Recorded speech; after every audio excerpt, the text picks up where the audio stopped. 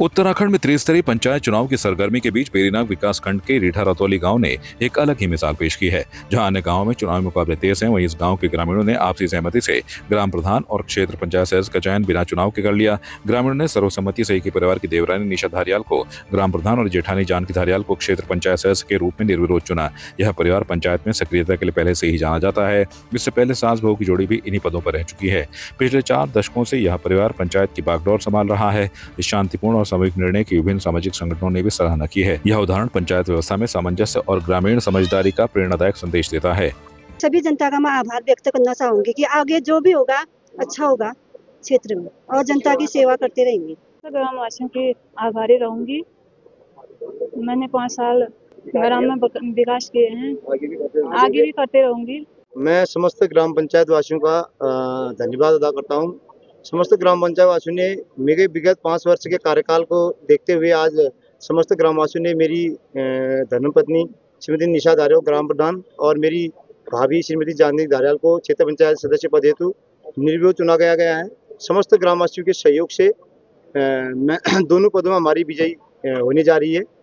मैंने विगत 5 वर्ष में मेरी वाइफ ने जो है गाँव में इतने विकास कार्य किए कि जनता को मतलब मेरे को जनता की बात जानने की जरूरत नहीं पड़ी। जनता ने खुद कहा तुम तैयारी करो, उन्हीं के बलबूते पर हम आज यहाँ पहुंचे। साल से हमारे ग्राम सभा ग्राम प्रधान जी जिनके द्वारा किए गए कार्य सराहनीय हैं, एकदम सॉलिड हैं और ये पहले भी हमारे गांव में इनके पिताजी पूर्व प्रधान रह चुके हैं।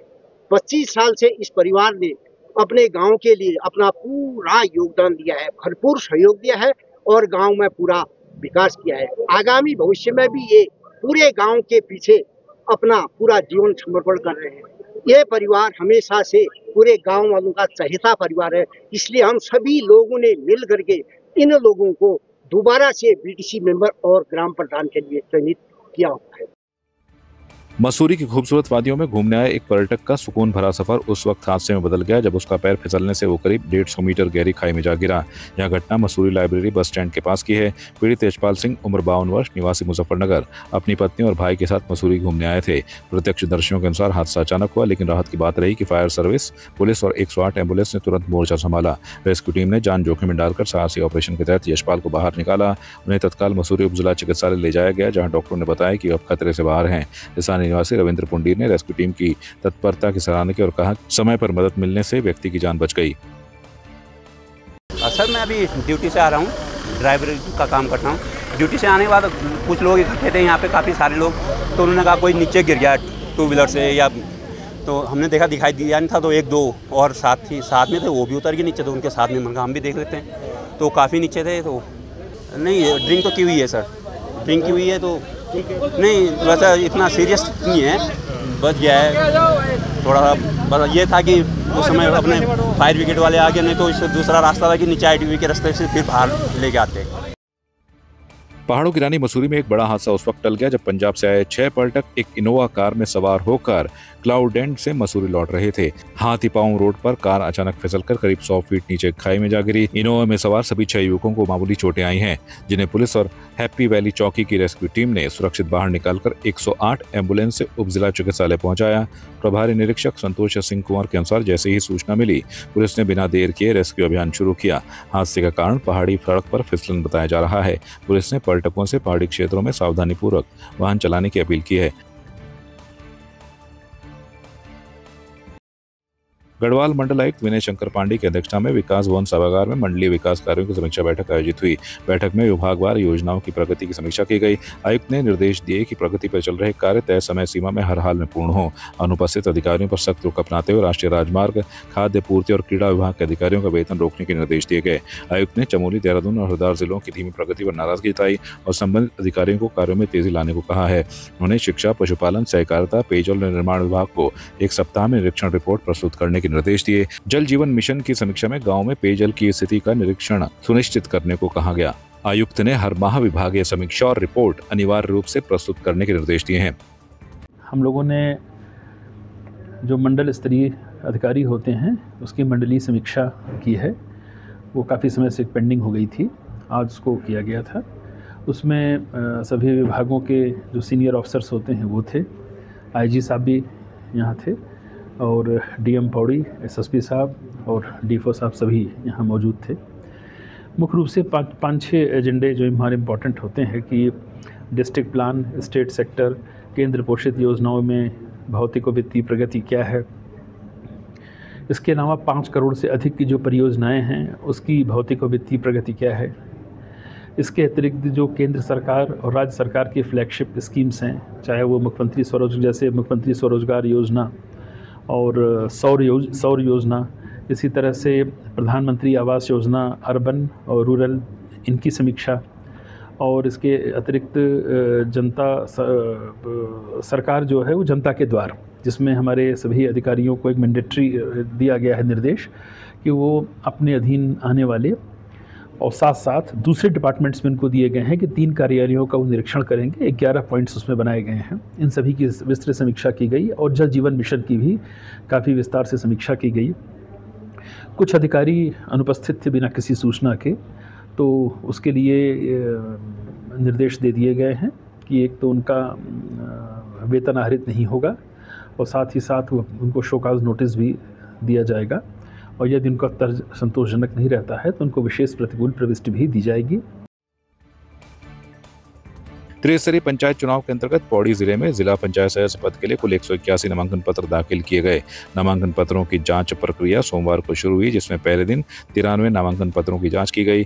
जिला पंचायत सदस्य पद के रिटर्निंग ऑफिसर और मुख्य कृषि अधिकारी डॉक्टर वी के यादव ने जानकारी देते हुए बताया कि द्वारिकाल विकासखंड के कुल्हाड़ में 9 सीट से एक प्रत्याशी का नामांकन पत्र निरस्त कर दिया गया है, क्योंकि उनके प्रस्तावक का नाम किसी अन्य निर्वाचन क्षेत्र से था। शेष 52 नामांकन पत्रों को वैध घोषित किया गया। डॉक्टर यादव ने बताया कि शेष नामांकन पत्रों की जांच की जाएगी, जिसके बाद ही नामांकन प्रक्रिया पर अंतिम निर्णय लिया जाएगा। प्रशासन ने पारदर्शिता और निष्पक्षता के साथ जांच प्रक्रिया जारी रखने की बात कही है।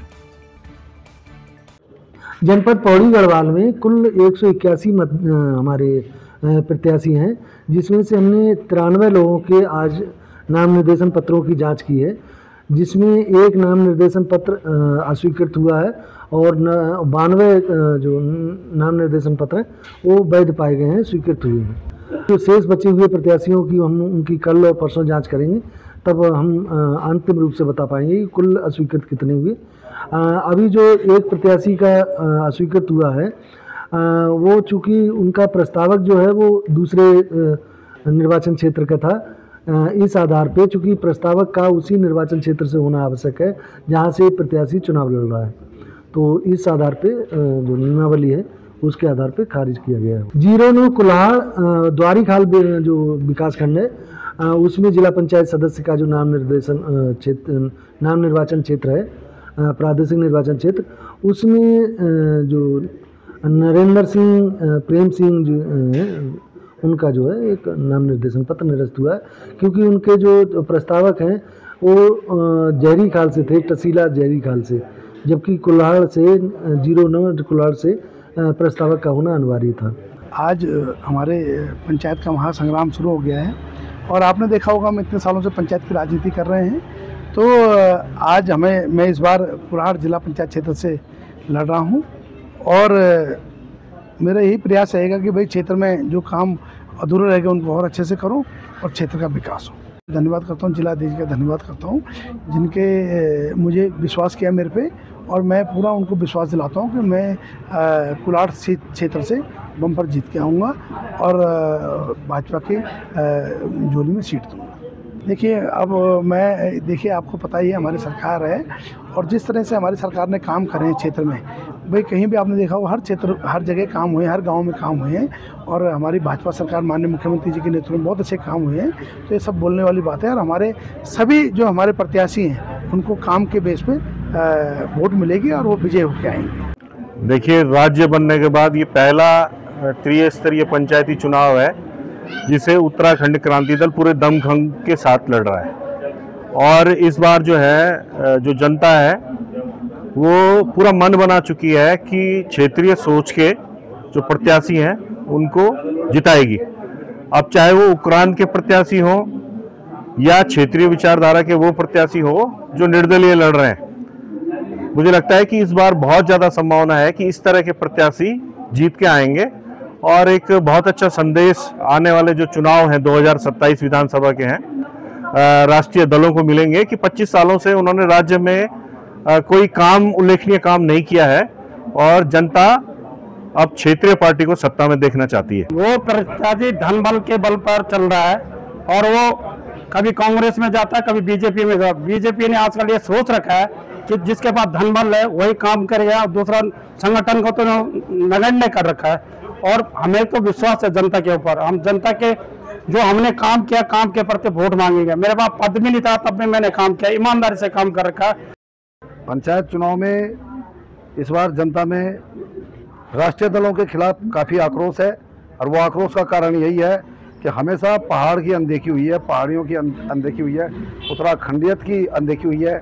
रही बात अंकिता भंडारी हत्याकांड की, तो उस दिन पुलिस की गाड़ी मैंने स्वयं रोकी थी, मैंने पुलिस की गाड़ी को ओवरटेक करके अपनी गाड़ी उसके आगे खड़ी करी थी और तब हमने मुजरिमों को पकड़ा था उस समय। लेकिन तब भी ये जितने भी प्रत्याशी आज चुनावी मैदान में, हमारे क्षेत्र से जितने भी प्रत्याशी मैदान में, ये तब भी नदारत थे, ये राष्ट्रीय दलों के झंडे डंडे उठाते रहे, लेकिन इन्होंने पहाड़ियों के लिए और पहाड़ियत के लिए एक भी शब्द नहीं निकाला। और आज समय आ गया है, क्षेत्र की जनता के पास मौका है अपनी वोट की चोट से इन्हें सबक सिखाने का राष्ट्रीय दलों को कि पहाड़ की अनदेखी कैसी होती है। और हमेशा जब तक क्षेत्रीय विचारधाराओं को आगे नहीं किया जाएगा, क्षेत्रीयता को एकजुटता नहीं दी जाएगी, तब तक यूं ही बटे रहेंगे और ये राष्ट्रीय दल जो दिल्ली के रिमोट से चल रहे हैं, ये यूं ही चलते रहेंगे और हमारे क्षेत्र का ऐसे ही सत्यानाश करते रहेंगे। आपकी इस पर क्या राय है, हमें कमेंट कर जरूर बताएं।